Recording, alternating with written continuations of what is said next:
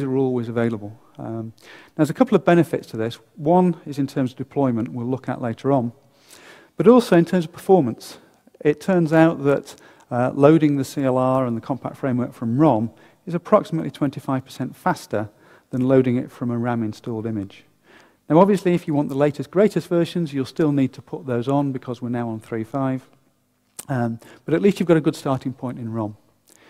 The only other thing for people who've been in Windows Mobile for some time that we need to just clarify is the new naming convention that was introduced with Windows Mobile 6.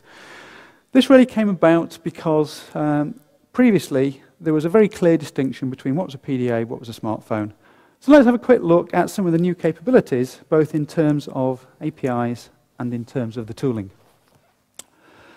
Because we have quite short session times, I have pre-built the demos, so you don't have to watch me write code. That's a fairly painful experience. I don't type that well. So I'm going to go open project. Yeah, I didn't type very much. Did you not notice?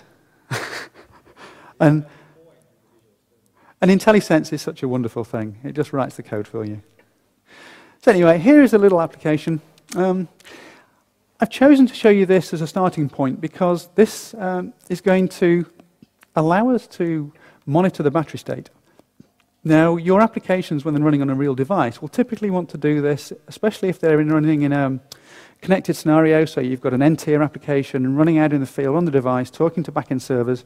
If the battery state on your device gets critical, you will typically want to notify the user, take the application offline, make sure that any unsaved state is saved down to storage. Then if the battery dies completely, you don't risk any data loss. Now that's very difficult.